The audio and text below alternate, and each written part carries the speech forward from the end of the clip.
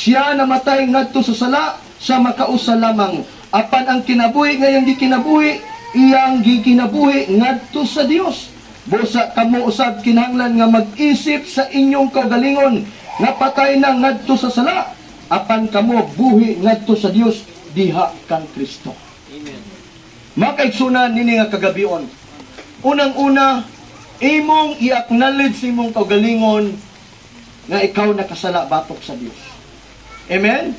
Ato nang gidawat nga kamaturan nga ako nakasala batok sa Dios. Ako makasasala. Subusa nang hinanglan ka og manluluwas. Amen? Na ang Bible nagsulti sa Roma 6:23 nga ang bayad sa sala kamatayon. Apan ang gasa sa Dios kinabuhing walay katapusan pinagi kang Kristo. Asa nato makabot or mabatunan ang kinabuhing walay katapusan pinagi kang Kristo. Dili ni bisan kinsa, bisan sa atong kapunungan, dili ta garantiya pinagi kang Kristo. So karon, balik ta sa kining gitawag og sala og sa atong tulubagon sa Ginoo. Kita nakasala, ang bayad sa sala kamatayon. Karon makaigsunan, ikaw ug ako dili ta kabayad sa atong sala. Mao ginay realidad. Sa uban nga version gitawag na siyang utang, nakautang ta. Unya wa tay igong ikabayad. Amen. So kinsay nagbayad sa imong utang? Si Kristo. Siya ang nagpiyansa. Sama kini nga napiso ta onya kay life sentence man. Wala yun. Apan salamat nga si Kristo nagpasalig. Nga giakwit ta sa atong sala. Amen? Si Jesus gitawag sa mediator. Ang buot pasabot sa word nga mediator, meaning defense lawyer. Siya ang nangabugado nimo. Diri sa kalibutan, pag naimo akusa nimo, mingon din pulis, na binaog na naiwaran, pangita na lang abogado nimo sir, aron mo dipinsa sa imong sala.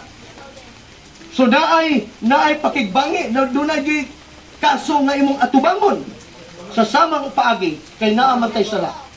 Pangutana karon, kinsay abogado nimo nga mo dipinsa anang imong sala karon kay kung di na makwit, kung di na mapasaylo, delikado nga sala kay nganuman. Ang consequence ana ngadto sa pagkalaglag, ngadto sa kinabuhi makaigsunan nga kining itorture ta makaigsunan sumala sa Bible nga laglagon ta, magantos adlaw gabi, magkagot ang imong ngipon. Sayunan ka na nga punishment sa sala. Pero salamat sa Dios. Amen. Amen. John 3:16 kasi nakamemorize nga bersikulo. Gihigugma sa Dios ang tibuok kalibutan, aman ta nagpuyo. Sakop batas kalibutan? Amen. Amen. Muna good news. See with me, good news. Good news. Salamat ta sa Ginoo nga tungod sa dakong gugma sa Dios si Kristo gipadala aron mahimong abogado nimo. Ang problema karon kung wa pa nimo nailhan kinsa imong abogado. Ang problema karon kung wala nimo tuguti si Kristo nga mo'y mo dipinsa nimo. Usay maghuna-huna pamantang nga kaya ra ni nako. Dili na ginato kaya. Amen. Amen. Bantay ka na yung mga tao mingon nga kaya ra na gina. Mamaan na gina. Mapatch up na gina. Pero pagkaabot na sa aktual na, lingo-lingo na lang kakutob kaya di man dahil nimo kaya. Kaya ra na gina. Pasiluon na nako na. Andun, antod mingon na dahil ka nga, kanang bitaw yun nila nga, gipasaylo man, for di man malimtan. So when you forgive, you have to